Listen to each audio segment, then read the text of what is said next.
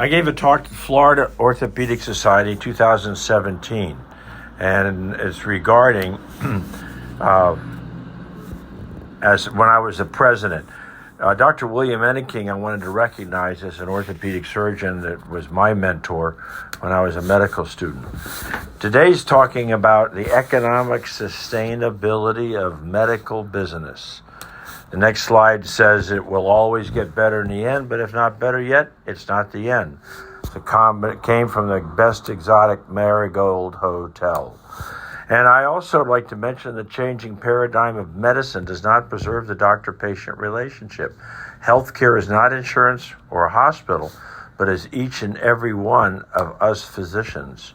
The Medicare Act of 1965 gave us insurance, eventually HMO or health maintenance organizations, DRGs or diagnosis-related groups, the SGR or the sustained growth rate limitation, and then meaningful use criteria or MU, merit-based incentive payment systems, MIPS, and lastly, number 7, Medicare Access and Chip Reauthorization Act of 2015 or MACRA.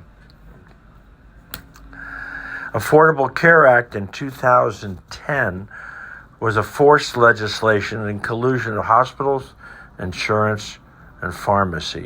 So therefore, the government is towing the wagon with insurance, hospitals, and pharmacy on board, and the doctors behind with ropes pulling them along.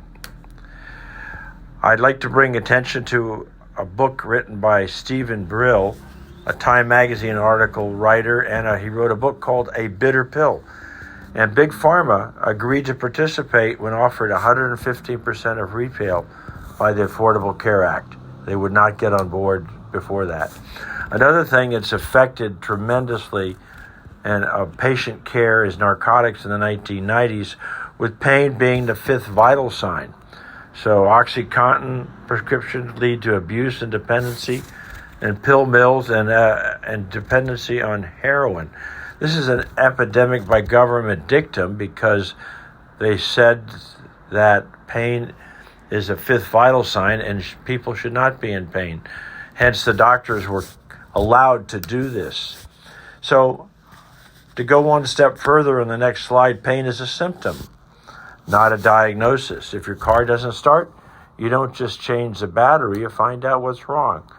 Failure of the American Academy of Orthopedic Surgeons leadership to help us assert control of government dictums has led to problems today.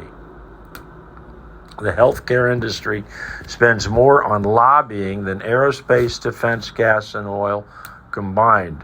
The next slide talks about education of physicians to the problem, and responsiveness by our organizations is paramount. The AAOS PAC, or Political Action Committee in Washington, D.C., is in the top 10, which is good. Medicare, by default, is the reimbursement standard, down 70% in the last 30 years. And that has been published. So we have the medical loss ratio, or MLR, which is the ratio of claims insurers pay out to collected premiums. And by the Affordable Care Act, the insurance companies had to spend 80%. In other countries, the medical loss ratio is 95%, and Medicare itself is 99%. But the medical loss ratio forces a higher profit and should be applicable to every hospital for transparency. The SGR, sustained growth rate formula, cut fees proportionately for doctors' income and never increased it during the healthcare boom. Doctors were targeted as prime drivers of cost. If you're having trouble following the logic, there is no logic. Relative value units, RVUs, with CPT codes translates open surgery with blood, tissue, bone, and screws to a sterile number to be devalued and computerized by those that do that. The next slide shows to participate in legislation and proactive with hospital systems, the Political Action Committee. We are economically removed from participating in the reality of business. 55% of doctors are hospital employed, 25% are orthopedists. Malpractice insurance in South Florida is through the roof. Insurance has eliminated real pricing, therefore no competition. Price competition would make prices plummet with a free market, but put transparency back into hospitals and insurance. Medical loss ratio should be applied to hospitals, not just insurance companies. The Affordable Care Act and medical loss ratio of 80% has legally enshrined higher medical costs as the only means for the insurance agency to grow profits. Higher hospital bills equals higher premiums equals a higher 20% profit. Insurers benefit from higher costs while patients cannot protect themselves from lack of a clear price. This is a quote from Stephen Weissman, Miami Herald 2/12/16.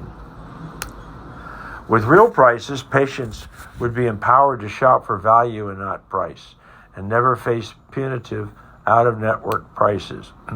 We have all the responsibility and none of the control. And it's like rearranging the deck chairs on the Titanic. The free market is economically working to the negative. 53% of doctors are employed as of 4 years ago. 25% of orthopedists are employed. The AOS needs to vigorously step up to the plate, as they well may become an organization of employed physicians having little allegiance to the organization that will be a certification and education only.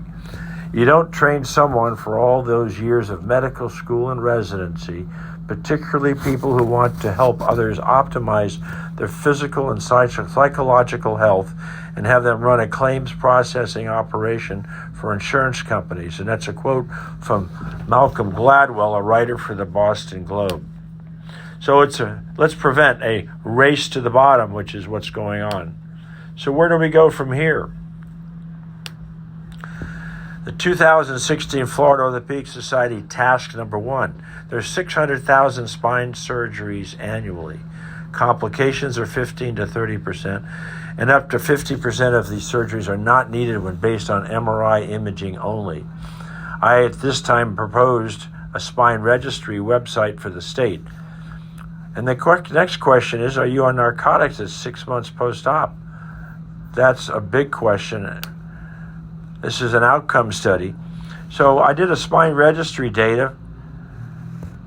What is your name? Date of your spinal fusion surgery, and what city and state did the surgery take place? Was this your first spinal fusion? Was your spinal fusion surgery performed by a neurosurgeon or an orthopedist?